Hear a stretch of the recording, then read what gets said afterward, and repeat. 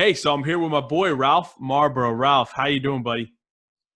Doing all right, Vinny. I'm excited for football, even though college football, they're not gonna have college football because my theory is that the presidents, right? They don't want to pay the players, right? So Right. they're like, we're gonna firebomb, we're gonna burn the 2020 season to the ground. We can't have these players making demands and wanting a union, right? We can't give these players any of this money. The NFL is completely different. Everybody in the NFL wants their money. And right? The owners want their money, the coaches want their money, the players want their money. So they're willing to take on more risk because when you're talking millions of dollars, you're more committed to it. And I don't know how much you've read about what the NFL is doing to sort of control COVID. They are doing big brother type tracking that blew my mind. They're making players wear watches that tell you that beep when you get too close to a person, and it tracks how long you were within 6 feet of a person. Like if you do anything that you're not supposed to be doing, the NFL is going to crack down on you. They're going to know it. So I was really fascinated by all of that. Yeah, well, I just saw today. I don't know if you've heard of or have seen a lot of that Whoop band. A lot of athletes wear it, and a lot of different companies Yeah. are kind of taking on with it. All of the NFL looks like they just rolled that out to all of their players too. Now, I know some of that is based on the physical side of it. You know, getting more information, more data, their sleep Yeah. habits, their workouts, things like that. But it's absolutely also gonna work into the whole. I want to know exactly what you're doing at all times. I want to know how much you're sleeping. I want to know when you say you're in those dorms or in those rooms that you're actually where you are. Well, just think about it, right? Say, you're Vinny and you play for the Jets, right? And they pay you $18 million dollars a year. If there's an infection that comes into the Jets locker room and it knocks out 5, 6, 8 guys over a 2 or 3 week span, they want to be able to track it down because if it's Vinny that did it and he was out clubbing on Long Island, right? They want to say, "Hey, Vinny, we're taking some of your money because Right. you screwed up our season, right?" I try not to curse, but that's what they Oh, you're that's what okay. they're gonna that's what they want, and that's Oh what yeah. they want to do, and it's just going to be Big Brother. And I was listening to Sean Payton. He was saying, "Look, the most important thing that a team has to do in 2020 is control COVID. That's going to decide who wins and who loses." And he made an interesting point to me that I didn't really think of. As the stakes get bigger, he's like, when we get in the playoffs and you get in the Super Bowl, teams are going to create their own little bubble. Because he's like, if it's Super Bowl week, we're not letting you go out. We're Oh putting yeah. you in a bubble. We're not letting anybody screw up our chance to win the Super Bowl or go to the Super Bowl or go to the NFC Championship or whatever. And I just thought about it. I was like, yeah. Like, think about it, Vinny. Like, Yeah. you think about it even, like, probably I would bet you around Thanksgiving or post Thanksgiving, teams are going to go in the bubble because they're going to be like, it's playoff time, final 4 weeks. We got to lock this down. Y'all can't be doing anything. And we not only can you not be doing anything, we don't trust you to go home. You got to stay at the hotel. And the Saints, they rented 4 floors of the Lowe's Hotel, which was a 5-star hotel in New Orleans. That probably cost them a little bit of money. But that's what teams are going to do, especially the teams that like the Saints who have an owner that like money is no object, they don't care, Right. and teams that are committed to winning. And it's just good. I think it's going to set teams apart on what they're doing, and it's going to be fascinating. Vinny, you like me, or I'll admit it, I'm a borderline gambling degenerate. You talk about those you talk Yep. about the fantasy football. You Mhm. talk about it used to be who's active and who's inactive. Yep. Now you got who's active, who's inactive, who's injured and can't go. And oh, by the way, the Sunday morning COVID tests. Yep. Because Or you're going to because get the you opt can't outs, the mid year opt outs. Guys find out their wives are pregnant. Guys have in laws that have to move oh, in, or things like. You're going to get all these different factors that have never been. Now, you touched on an interesting subject, talking about the gambling side of it. We've already seen the MAC is canceled, Big Ten's yep, canceled. Looks like probably the Pac-12 is going to follow suit. You know, of course, yep. those are the two that we're trying to unionize, so it makes sense they're the first to go. Um, it looks like the Big 12 and the SEC are going to do what they can to play. If we don't have a college football season, just think about the amount of money that's going to pour into NFL games. I mean, Oh my the gosh. states that have legal gambling right now are really set up for a good spot. And of course, you know, all the sites that you can use if you're not living in one of those states. Um, Offshore. but yeah, but you're going to start to see a lot of even just reckless gamblers that don't they usually, especially college football gamblers, tend to stick to conferences, small markets, big markets, whatever they are. They have their niche.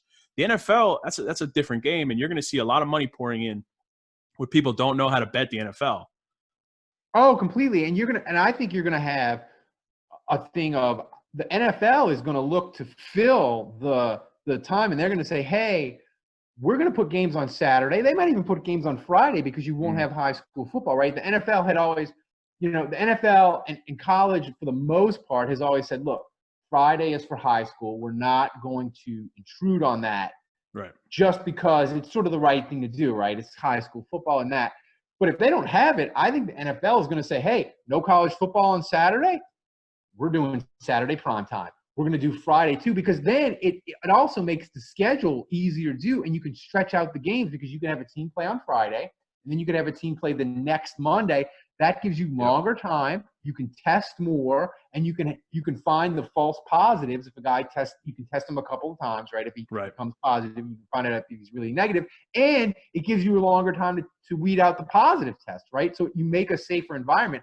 I think they're going to do that, and I'm telling you, Vinny, I'm a guy that, like you, I love to look at those lines Monday morning and try to find value. Mm-hmm. This year, me personally, I'm not going to be able to touch those lines.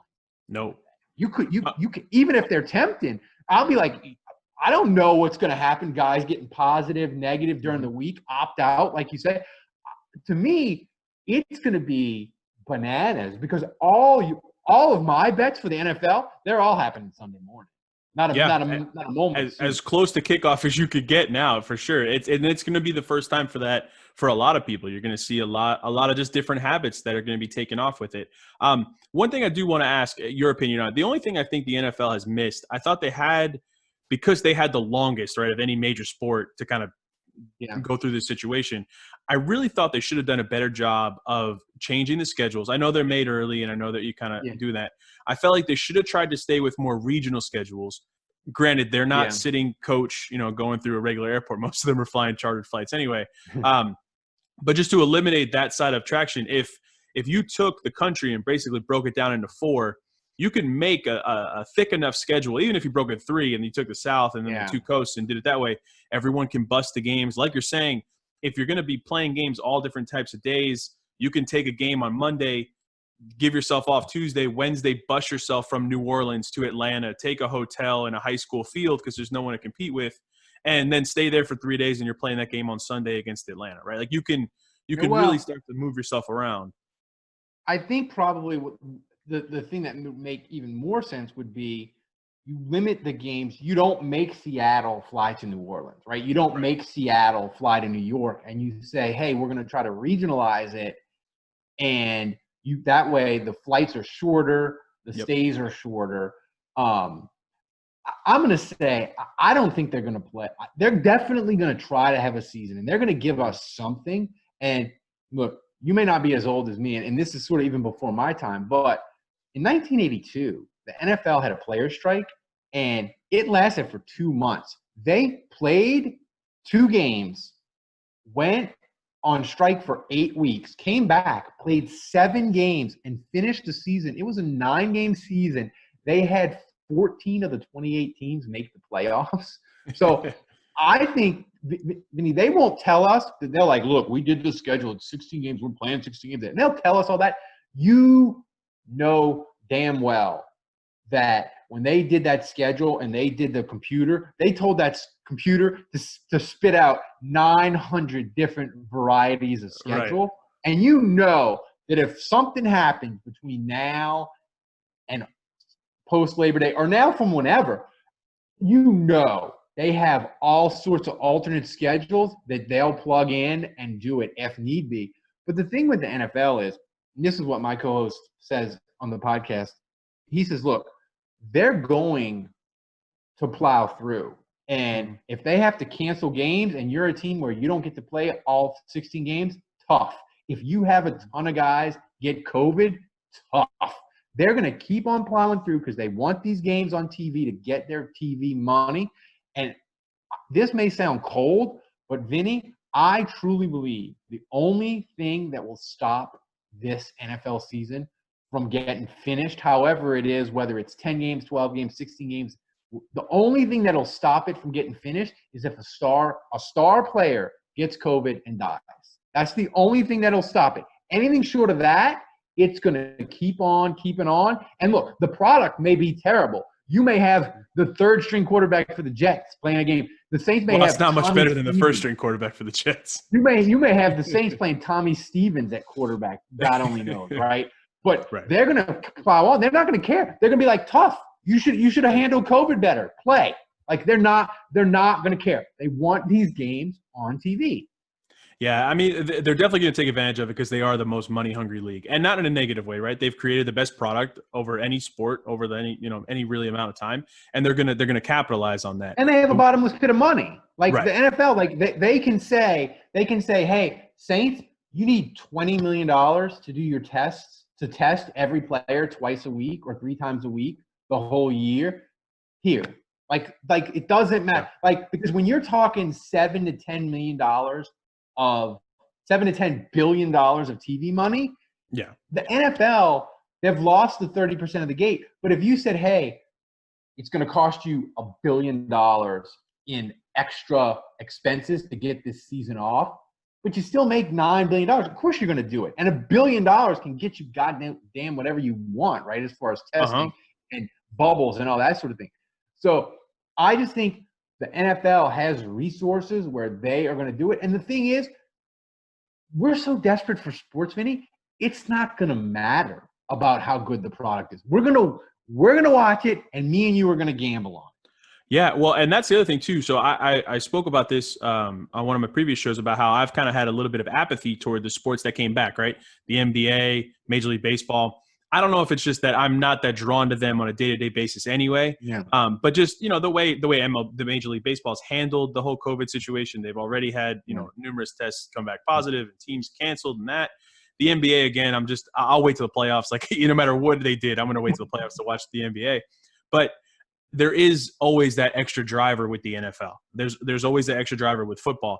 And I think with losing college football, it puts even more emphasis on the NFL. So I do agree. I think they're gonna play.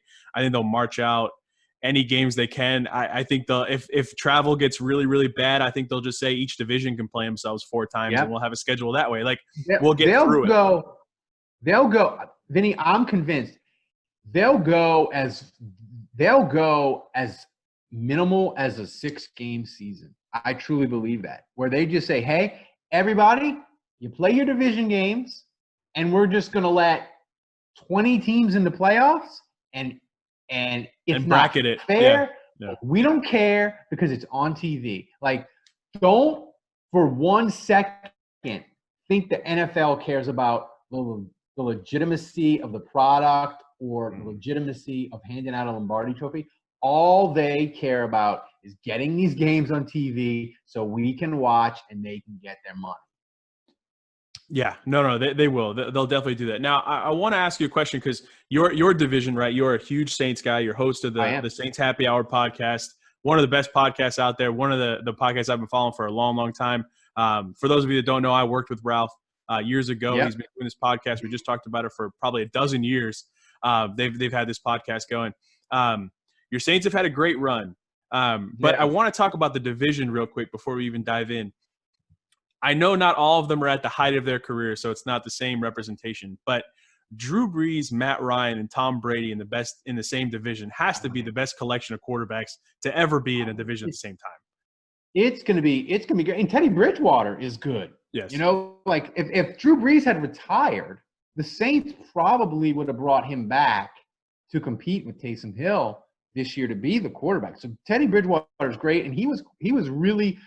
He had some bumps early with the Saints, but by the end, he was really rolling, and he looked like the guy before he got hurt in Minnesota. This division, to me, is so interesting in that the thing is, Vinny, if you're not an NFC South fan, they'll tell you, the Saints, we hate Atlanta, and Atlanta hates us. And Carolina hates Atlanta, and Carolina hates us. But Tampa has always been the team that none of the other teams in the division really even cares about. Like, we don't hate them. We don't even really acknowledge their existence because they haven't been good since Gruden was there, right? Right. And now they got Brady. they got Gronk. They're like a national team, and it's just going to be weird because the Saints really don't have a rivalry with Tampa. It's this microwave rivalry that's been created in an instant. Mm-hmm. But Tampa, to me, they have the potential to be very good, but they have a lot of questions too. They have to they added rookie offensive linemen. Mm-hmm. Gronk, he basically was great in that Rams Super Bowl, but he was broken before that. And I don't know that he can recapture that magic, and especially for 16 games. And Brady, I know New England had problems on offense last year, and they had limited weapons and offensive line issues that you wouldn't believe. But the thing is with him, I see a decline. And to me, he reminds me of Brett Favre when he was with the Jets. You remember Brett Favre that one year he played with the Jets? Yes. Started out, he looked great, right? Jets were rolling. I think they started like 8-2, 8-3. They went to Tennessee when Tennessee was undefeated, and Favre was like awesome. But then, like, turned cold. He got a little nicked, and he was never quite right again. And they declined, and they didn't make the playoffs. And he went over to Minnesota, and he was great the next year in Minnesota. But I just think that's Favre with the Jets. I think that's the template for Brady. Or I think he's going to have stretches of really good, but his age is eventually going to start to show. I personally hope that he collapses like Favre in 2010. I would love to get a front row seat to watch Brady just completely fall apart and the Bucs be terrible. That would make my year. But that probably isn't going to happen. Well, yeah, I mean, no one's happier to see him leave the AFC East than I am. I had to watch him for the last 15, 16 years just light it up. The only thing I think can be an advantage for Tom Brady is, one, he's playing in a warmer climate where the only real rough weather game he could have is, and I haven't looked in his schedule that bad, is if he has to go up to Carolina late in the year. But with Atlanta and with you guys in New Orleans, he gets indoor games there. Yeah. He gets warm games in Florida. But the reason I brought him up in the first place is, if we do have some sort of abbreviated season, I think your division is actually the one that gets the most advantage of it. Again, they're going to have to play each other, so it may lose that. But a guy like Matt Ryan, a guy like Drew Brees or Tom Brady, I mean, Bridgewater's still young, so he's okay. But if guys like that only have to play a 10 or 12-game schedule, especially if there's gaps in between, I think they're the ones that are almost poised to have the biggest advantage, almost over not even just any division, over any other teams in the NFL that really have veteran quarterbacks like that. Well, I just think teams that are ready built have such an event. Like Carolina, they have to install a new offense. They have to they're rebuilding their entire defense. Luke Kuechly retired. Tampa Bay, they have Brady and Gronk, and they have to work all these new players in.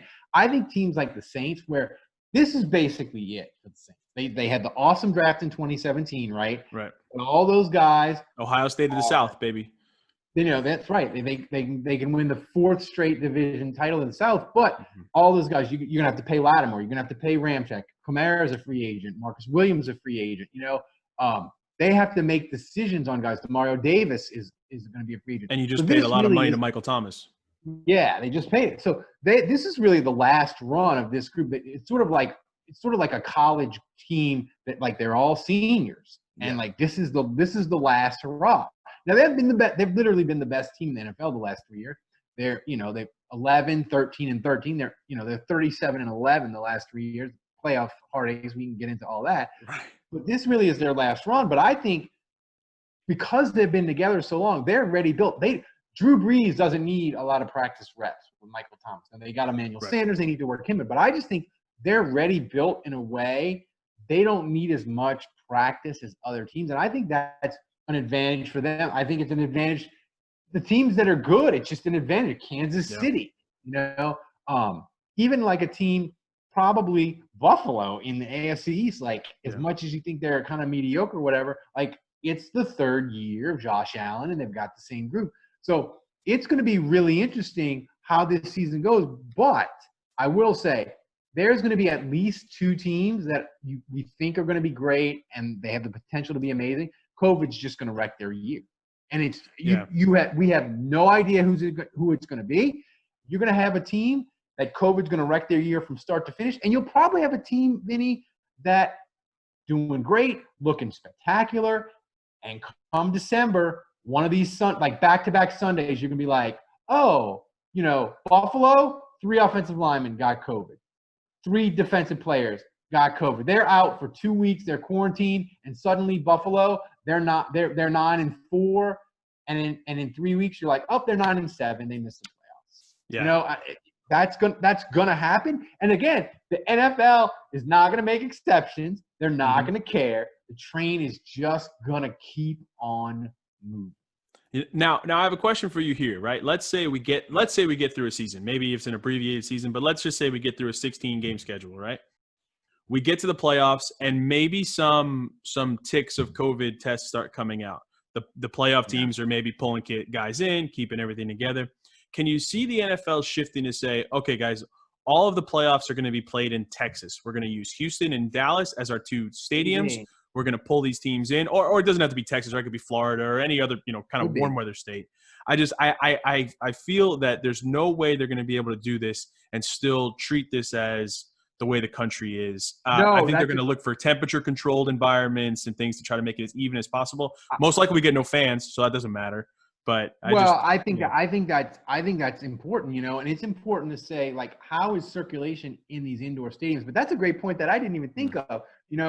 Like the NFL would say, look, we can't create a bubble for 32 teams, right, for 17 weeks or whatever.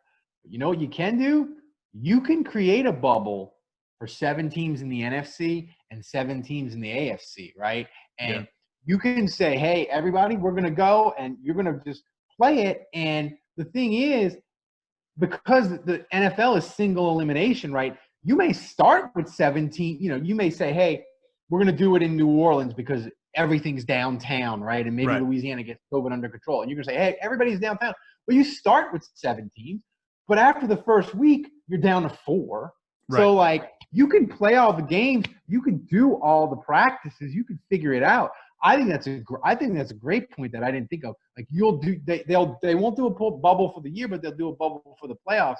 And look, the thing is, the NFL has more money than God, so they can throw money at this problem. And that's the thing that was so odd to me with the NFL is they sort of drag their feet. I figured, like, starting in March, they would have just thrown ridiculous amounts of money at this and had a better plan. But again, if having a better plan was easy, the world wouldn't be in this predicament, right? Like if it was easy to solve, somebody would have solved it already. But I was really surprised that they haven't thrown more money at it. But you know what, Vinny, just because they haven't thrown a ton of money at it yet, or that we don't know, they may still, it wouldn't surprise me, Vinny. This may sound crazy, but if we see the ticker on ESPN and it's like the NFL has bought such and such a lab and they're just going to do all the COVID tests themselves. They just buy a lab for like $500 million. Like, it seems ridiculous, but the NFL could definitely do it. Well, I think they're going to have to do that. Maybe not buy a lab, but they definitely could, or at least, contract one where they're going to have dedicated sources to it. But I mean, the ancillary parts of the game are going to be questionable, right? Like, you're going to have probably most broadcasts being done from a central location. They're probably not going to fly them in because they're not going to want them in the stadium. You're going to have, which I think could be very good or could be very bad for teams. But, we kind of know from watching football for a long, long time, or trying to get as involved in it as can, the way referee groups move, right? The way these groups move. Sometimes they're divisions. Sometimes they're just crews that'll just go to random games. They're premier groups. They're not. I think you're going to start to see them be more regional. So I think early in the year you may get some continuity issues because it doesn't look like we're having a real preseason, right? That's probably not going to happen. I think that actually may play a big role in these things too. Is you're going to get referee groups that are not used to working together. They're going to be working probably the same set of teams or the same divisions. That way they're kind of in the same areas. And I think you'll see a little bit of different play there. Also, are they going to limit sideline people, right? Are they going to say, okay, you can only have your coaching staff and a handful of people, because now you have all the luxury boxes, right? Because you probably won't have that much media. You'll have some, and they'll be spread out.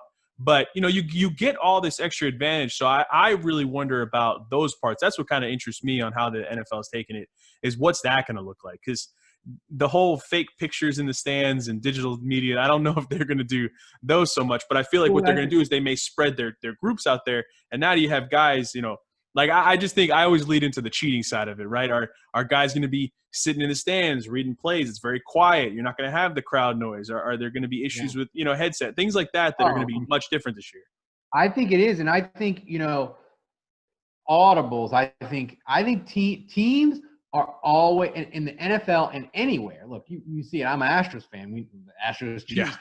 Teams are always pushing the boundaries, and I think in COVID, teams are going to do it even more. And the NFL better have it in a row, because look, we know that Bill Belichick has no compunction about cheating and pushing the boundaries to the absolute limit.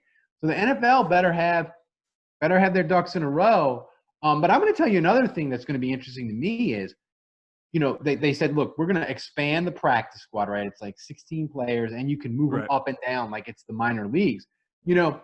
I thought of this gambling situation last week in that, most of the time if a kicker or a punter is questionable for an NFL team, they won't wait till game day. Like if Will Lutz for the Saints, if he hurts a quad and gets injured on a Sunday, and they will not decide, like, Will Lutz, we'll see how he warms up and then if he can go or not. They'll be like, Will, you're going to sit out for 2 weeks and we're going to sign, an old John Carney or whatever. And we're going to bring in an old kicker, because you can't have that. But with COVID, right, what if your punter is like, it's, if you do a rapid test and you're like, hey, Thomas Morstead for the Saints, you tested positive, you can't go. You got to have a punter on your practice squad in your city to call up.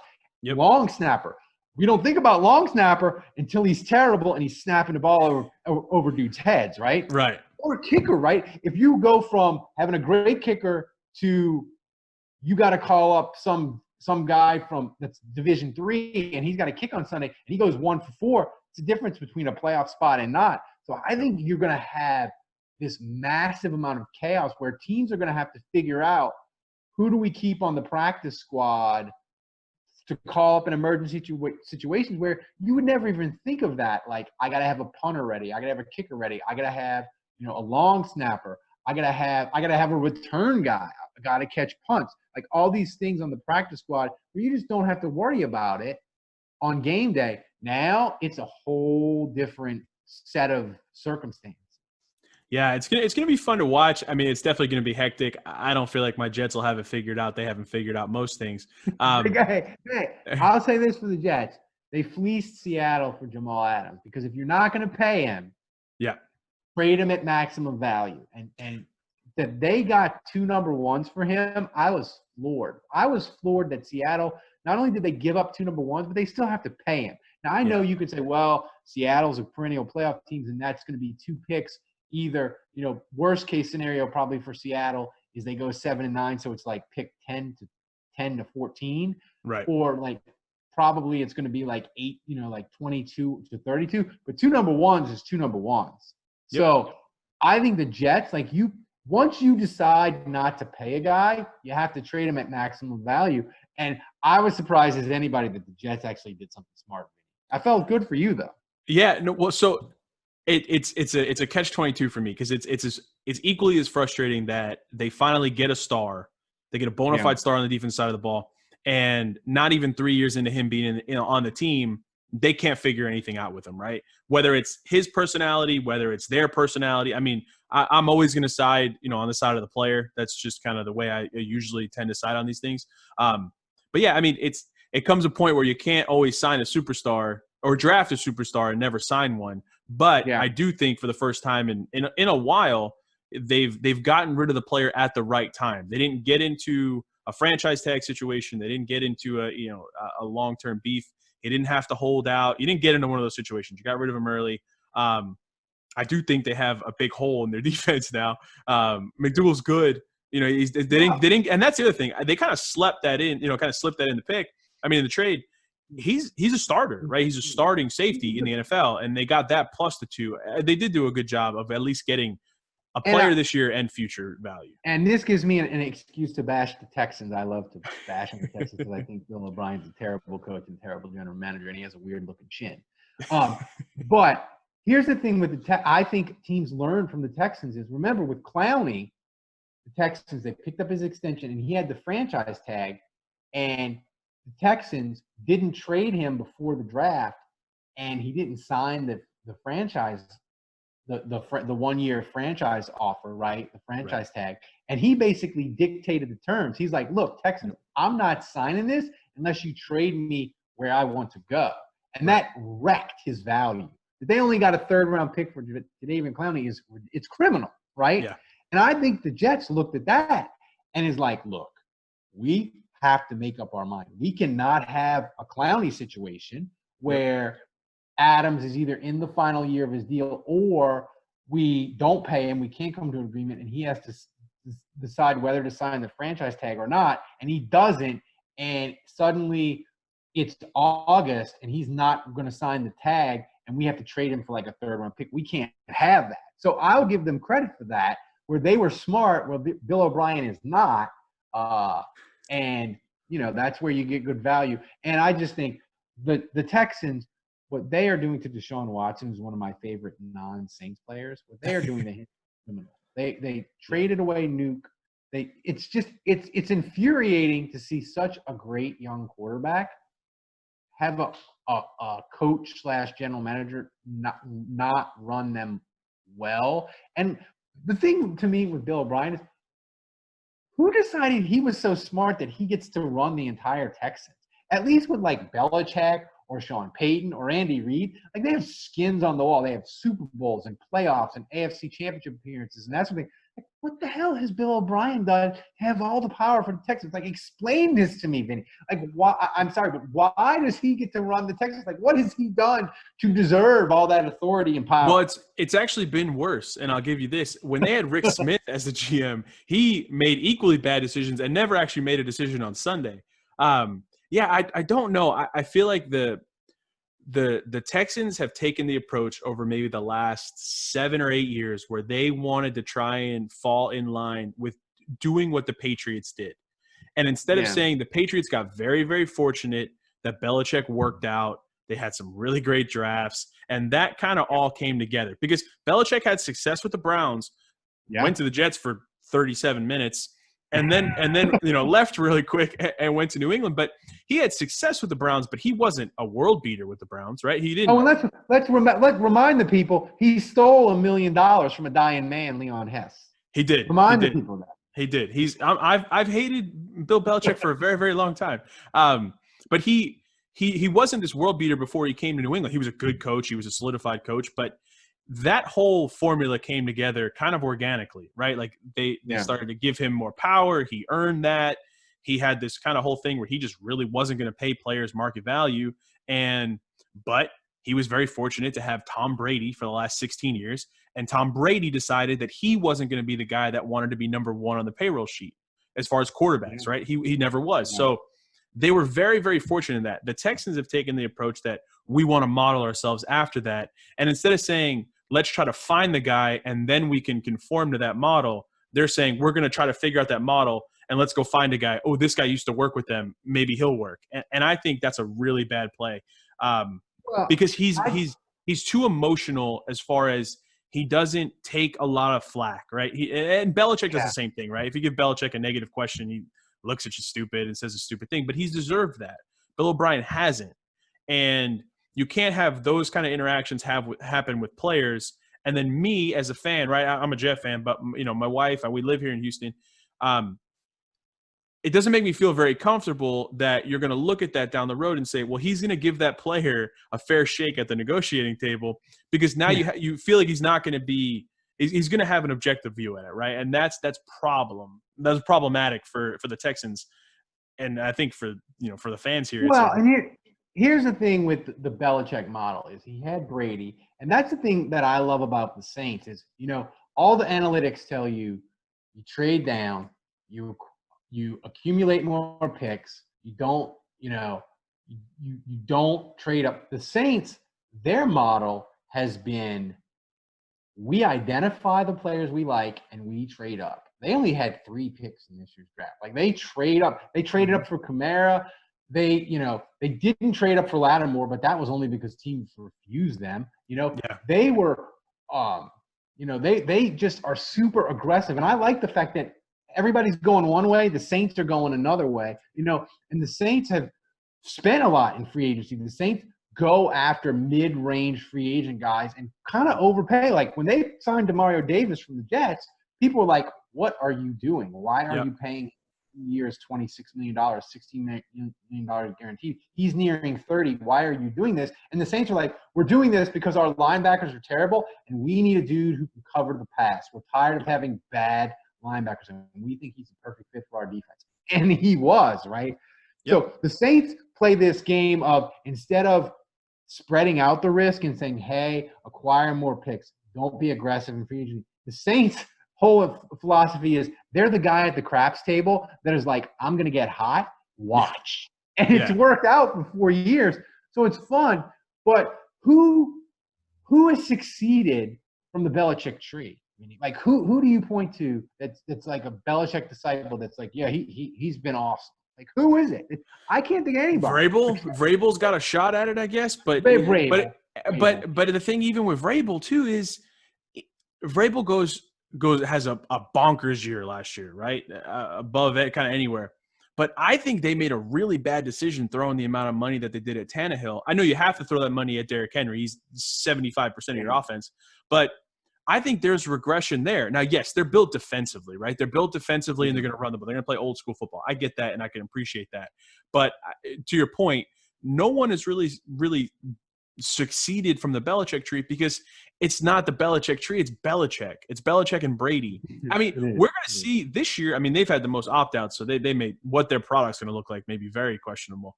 But what do they do when they get their next quarterback? I know they brought in Cam, but I don't think that's a future play. I think that was kind of a stick, and it'll sell tickets, or I guess it'll sell media right now. I made a joke on Twitter. They've had 8 players for the Patriots opt out. I think it might even be higher now, and it's not like UDFAs. It's starting good players. Dante Hightower, the linebacker, who started their comeback against Atlanta, caused the fumble, and Matt Ryan started the comeback from 28-3. So they've lost a lot of starters that have opted out. I joked on Twitter, and it made Patriot fans really mad. I said, it's not so much that the Patriots are opting out of 2020. It's that they're opting in to Lawrence, the quarterback from Clemson, right? Yeah, they're all throwing it in. And Patriot fans got so mad at me. I was like, dude, just calm down. Just making jokes here, guys. And if you get Lawrence from Clemson, like, that'll be cool, right? But here's the thing about Belichick that I think, if you want to read a great book, read The Making of a Coach by David Halverstein. He's a great history author, but he's done random sports book, and Belichick let him follow him around for years, and it's a great book. And the thing that's so amazing about Belichick, that I don't think there's any other coach maybe in the NFL that could do this. One of the Patriots Super Bowl years, it might have been like the Carolina year, or it was one of their Super Bowl years. Their quarterback coach had a heart attack and died in the preseason. And Belichick was like, don't worry about it. I'm just going to coach quarterbacks. And he coached Brady. How many coaches in the NFL could do that and coach another position that isn't on their side of the ball? Do you think Andy Reid, if his defensive line coach died, could be like, I'm going to coach defensive line. Don't worry about it. Belichick is so freaking smart. He knows everything about offense and defense. He can go back and forth, and that's what makes him so great. I hate the man, and he's a cheater, but he's brilliant. Yeah, he's built one hell of a legacy. But no, yeah, I mean, it's going to be an interesting year. I'm excited for it. I hope we do get something out of it. I was really hoping, of course, I guess it'll be the 2021 season. We'll see it. I wanted to see what Oakland was going to be in a new stadium. They had a ton of picks. They brought in a ton of players. I think there's some interesting teams on the West Coast this year, with San Francisco having the run they had last year and Seattle adding on. That's an interesting division, and the NFC and the AFC side. I think it would be fun, and I think we're going to miss out on it because it's just, I think it's going to be different. Well, I'm going to say this, and it makes me sad, is that, you know, NFL schedule, right? You rotate divisions in the AFC, but you only go to an AFC team once a decade, right? Right. So this year was the Saints. They were going to Vegas. They Yeah. were going to open the stadium in Vegas. And me and my wife had said, look, let's just go. Before the pandemic hit, I knew the Saints schedule and I knew they were going to Vegas. I said, look, as long as it is not this week and this week for work issues, let's go. And I don't care what it costs. Let's just go to the game. We'll fly in for the weekend. We'll go. We'll come back. It'll be amazing. Let's just screw it. Let's just spend the money. And the thing is now, the pandemic, they're not going to – the Raiders said, we're not having fans. Nobody's having fans. Right. But the thing that makes me sad is that was a chance to see Drew Brees in freaking Vegas, right, against Gruden.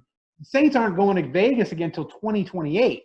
Yeah. So, it was a once-in-a-lifetime shot. And it's the same thing with Brady and Brees. That's a great opening game, right? And, chance to see it, and it's not happening.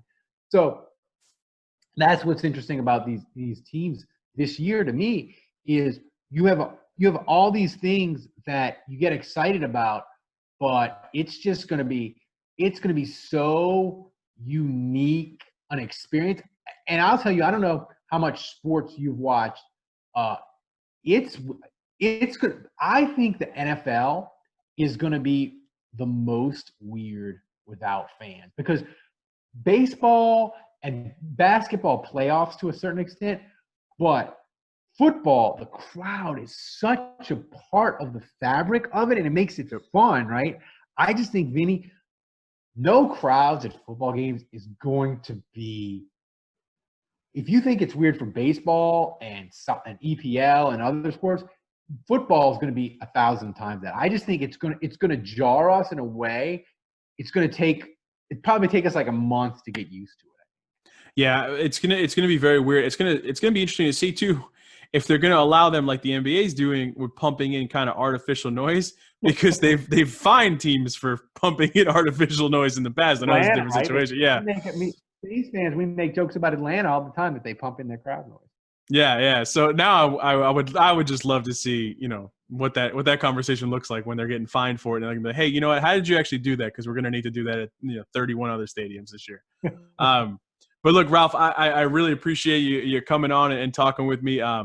Like you, I hope we get a football season. I know it looks like I'm telling you, I guarantee it.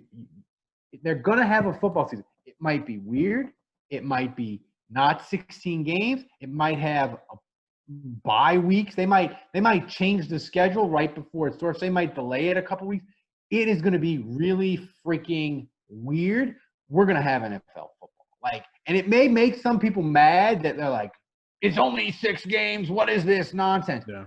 We are going to have it. And I'm not even going to make a judgment call on if it's the right thing or the wrong thing, or it's safe or it's not. But there's $10 billion on the line, and people want that money. And that's just how it is. And so I believe we're going to have the NFL season. If I'm wrong and they don't have it, have me back on and laugh at me. But I believe 100% we're having a season. Well, I hope you're right, and I'd love to have you back on probably mid-year anyway to chop it up again, see what it looks like, what that product looks like. But Ralph, again, anyone that's watching and listening, Saints Happy Hour podcast, tell them how to get to it. I know you have a Patreon page and. Search Saints Happy Hour on any social media will pop up, or make it easy. Just go to saintshappyhour.com. If you are a Saints fan or an NFL fan in general, check us out. Try us. I promise you, we are the most ridiculous and fun football podcast that you'll find anywhere. Yeah, you will not be bored. I can 100% attest to that. Well, Ralph, I really appreciate it. I know it's late. Thanks so much for coming on, and I look forward to speaking with you soon. Anytime, Vinny. Thanks, buddy.